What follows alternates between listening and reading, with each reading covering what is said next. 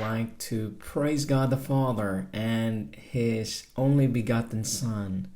Today, thank you for joining me in this daily reading of the Spirit of Prophecy, the Great Controversy Between Christ and His Angels and Satan and His Angels, Volume 1, 1870, by Ellen G. White. We are now reading chapter 25, entitled Caleb and Joshua, pages 288 to 295. Before I do read this chapter, I would like to invite us all for a word of prayer.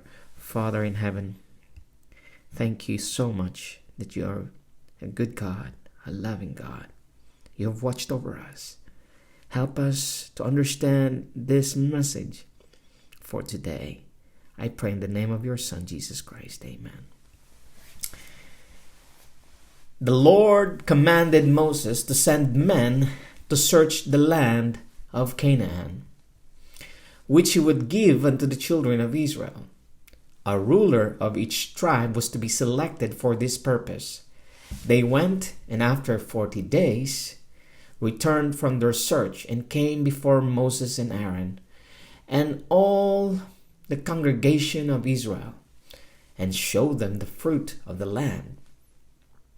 All agreed that it was a good land, and they exhibited that the rich fruit which they had brought as evidence. One cluster of the grapes was so large that the two men carried it between them on a staff. They also brought of the figs and the pomegranates which grew there in abundance. After they had spoken of the fertility of the land, all but two spoke very discouragingly of their being able to possess it. They said that the people were very strong that dwelt in the land, and the cities were surrounded with great and high walls, and more than all this, they saw the children of the giant Anak there. They then describe how the people were situated around Canaan and the impossibility of their ever being able to possess it. As the people listened to their report, they gave vent to their disappointment with bitter reproaches and wailing. They did not wait and reflect and reason that God, who had brought them out of thus far, would certainly give them the land. But they yielded to discouragement at once. They limited the power of the Holy One and trusted not in God, who had hitherto led them. They reproached Moses and murmuringly said to one another, "This then is the end of all our hopes. This is the land that we have been traveling from Egypt to obtain." Caleb and Joshua sought to obtain a hearing, but the people were so excited that they could not command themselves to listen to these two men. After they were calmed a little, Caleb ventured to speak. He said to the people, "Let us go up at once and possess it, for we are well able to overcome it." But the man that went up with him said, "We are not able to go up against the people, for they are stronger than we."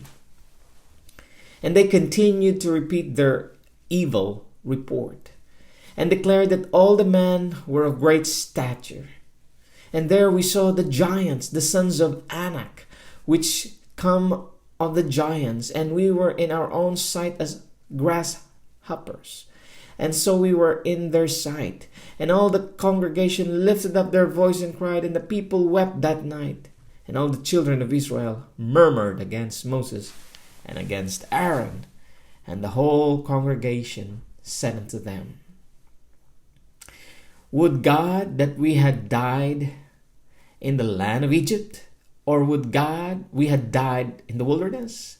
And wherefore hath the Lord brought us into this land to fall by the sword, that our wives and our children should be a prey? Were it not better for us to return into Egypt?" And they said one to another, "Let us make a captain, and let us return into Egypt." Then Moses and Aaron fell on their faces before all the assembly of the congregation of the children of Israel. The Israelites not only gave vent to their complaints against Moses, but accused God himself of dealing deceitfully with them by promising them a land which they were unable to possess. Their rebellious spirit here rose so high that, forgetful of the strong arm of omnipotence which had brought them out of the land of Egypt, and had thus far conducted them by a series of miracles, they resolved to choose a commander to lead them back to Egypt, where they had been slaves and have suffered so many hardships. They actually appointed them a captain, thus discarding Moses, their patient, suffering leader, and they murmured bitterly against God. Moses and Aaron fell upon their faces before the Lord in the presence of all the assembly of the congregation to implore the mercy of God in favor of a rebellious people. But their distress and grief were too great for utterance. They remained upon their faces in utter silence. Caleb and Joshua rent their clothes as an expression of the greatest sorrow. And they spoke unto all the company of the children of Israel, saying, The land which we passed through to search it is an exceeding good land. If the Lord delight in us, then he will bring us into this land, and gave it us, a land which floweth with milk and honey. Only rebel not ye against the Lord, neither fear ye the people of the land, for they are bread for us. Their defense is departed from them, and the Lord is with us. Fear them not. Their defenses is departed from them. That is, the Canaanites had filled up the measure of their iniquity, and the divine protection was withdrawn from them, and they felt perfectly secure and were unprepared for battle. And by the covenant of God, the land is insured to us. Instead of these words having the designed effect upon the people, they increased their determined rebellion.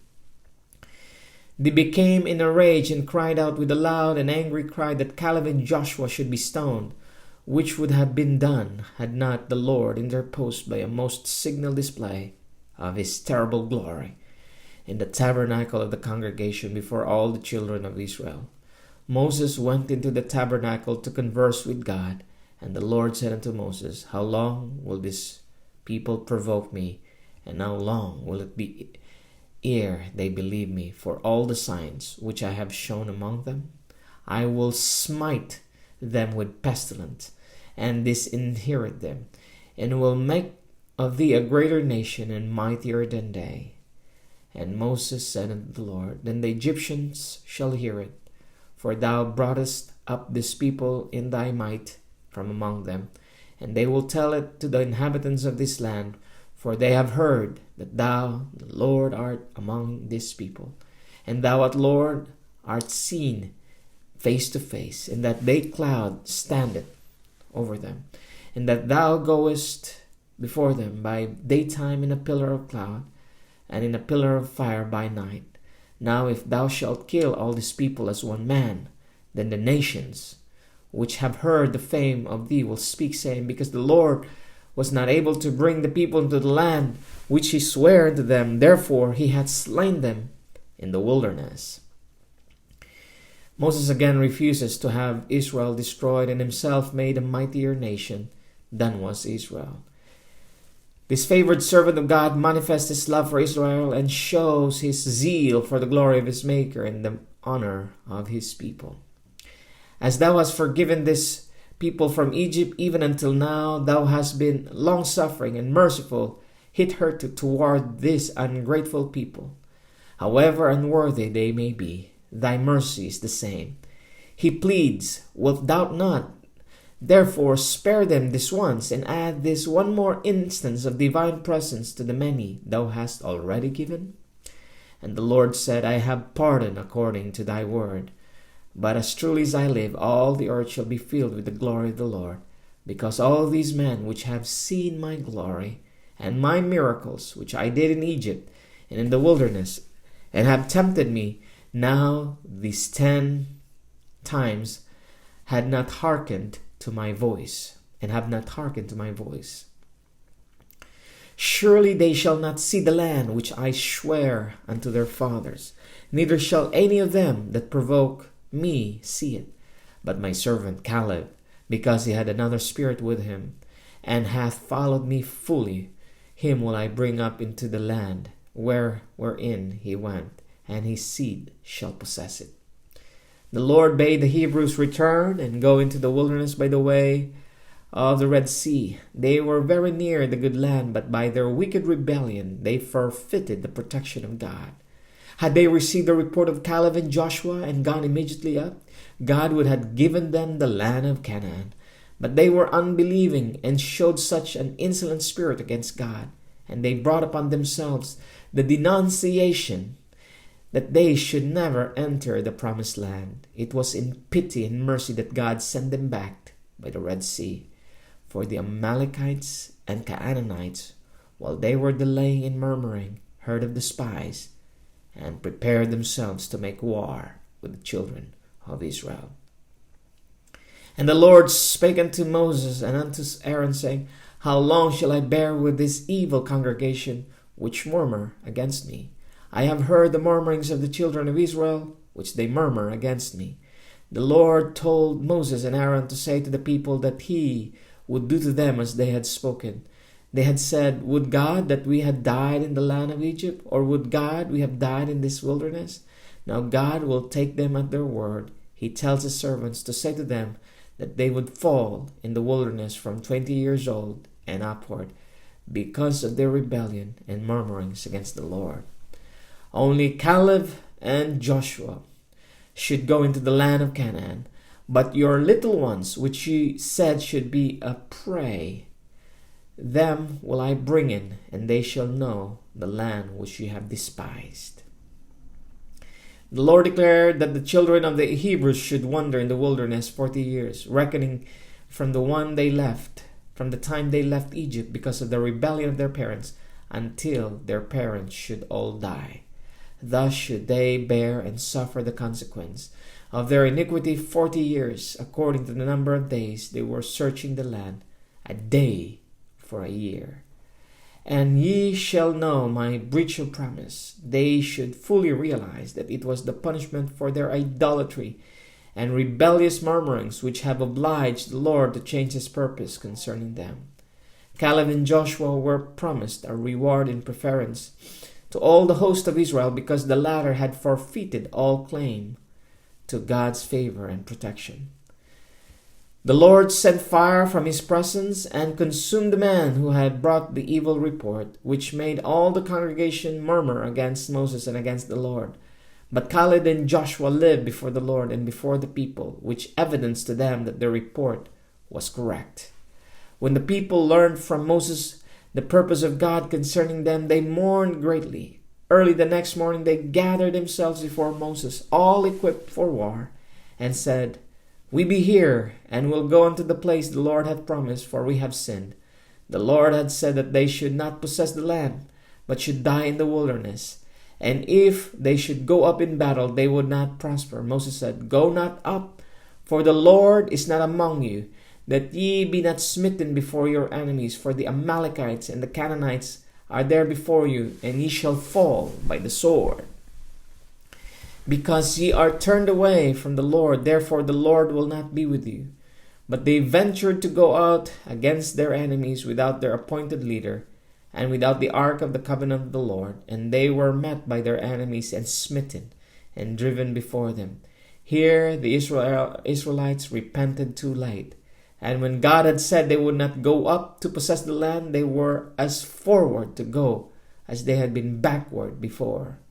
Notwithstanding the recent murmurings of the Israelites and the declaration from God that they should die in the wilderness, they did not walk carefully and humbly before him. The Lord had made the case of Miriam special example of warning to the Israelites. They had seen exhibited upon her the wrath of God because of her jealousy and complaints against his chosen servant Moses.